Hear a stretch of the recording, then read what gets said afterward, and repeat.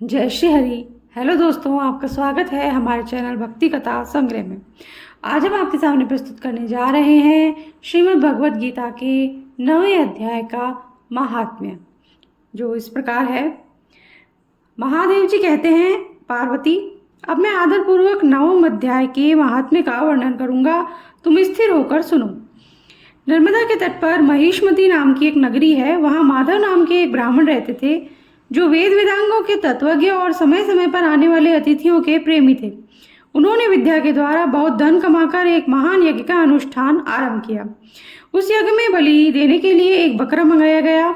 जब उसके शरीर की पूजा हो गई तब उसको आश्चर्य में डालते हुए उस बकरे ने हंसकर उच्च स्वर से कहा, ब्राह्मण, इन बहुत से यज्ञों द्वारा क्या लाभ है? इनका फल तो नष्ट हो जाने वाला है तथा ये जन्म, जरा और मृत्यु के भी कारण है।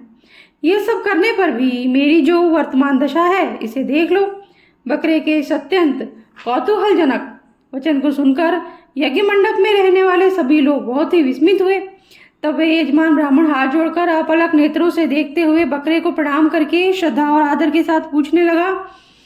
ब्राह्मण बोले, आप किस जाति के थे? आपका स्वभाव और आचरण कैसा था तथा किस कर्म से आपको बकरे की योनि प्राप्त हुई? ये सब मुझे बताइए।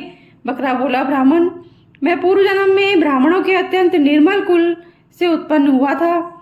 समस्त यज्ञों का अनुष्ठान करने वाला और वेद विद्या में प्रवीण था। एक दिन मेरी स्त्री ने भगवती दुर्गा की भक्ति से विनम्र होकर अपने बालक के रोग की शांति के लिए बलि देने के निमित्त मुझसे एक बकरा मांगा।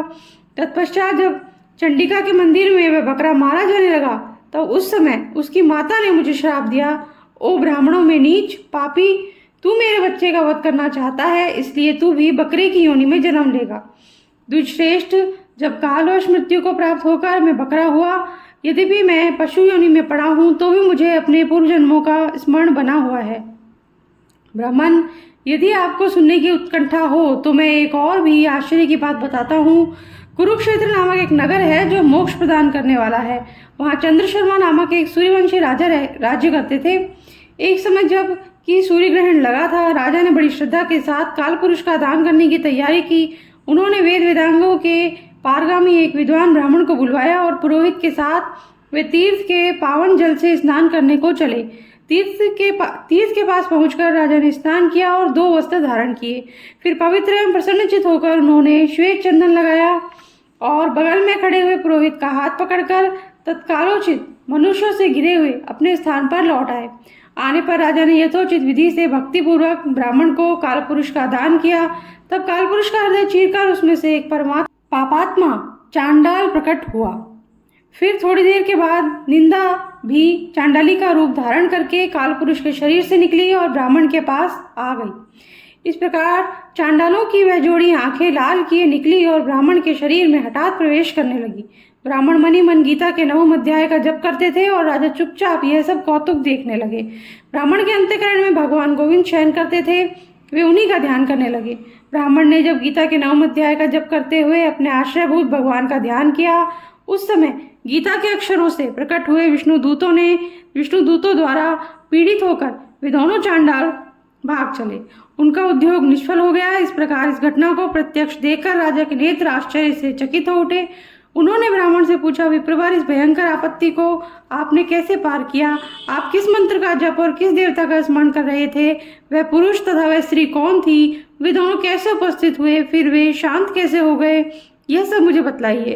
ब्राह्मण ने कहा, राजन, चांडाल का रूप धारण करके भयंकर पाप ही प्रकट हुआ था तथा वह स्त्री निंदा की साक्षात मूर्ति थी। मैं इन दोनों को ऐसे ही समझता हूँ। उस समय मैं गीता के 9वें अध्याय के मंत्रों की माला जपता था। उसी का महात्म्य है कि सारा संकट दूर हो गया। महीपते, मैं नित्य ही गीता के 9वें अध्याय का जप करता हूँ। उसी के प्रभाव से प्रतिग्रह जनित आपत्तियों के पार हो सका हूँ। यह सुनकर राजा ने उसी ब्राह्मण से गीता के 9वें अध्याय का अभ्यास किया। फिर वे दोनों ही परम शांति मोक्ष को प्राप्त हो गए। यह कथा सुनकर ब्राह्मण ने बकरे को बंधन से मुक्त कर दिया और गीता के 9वें अध्याय के अभ्यास से परम गति को प्राप्त किया।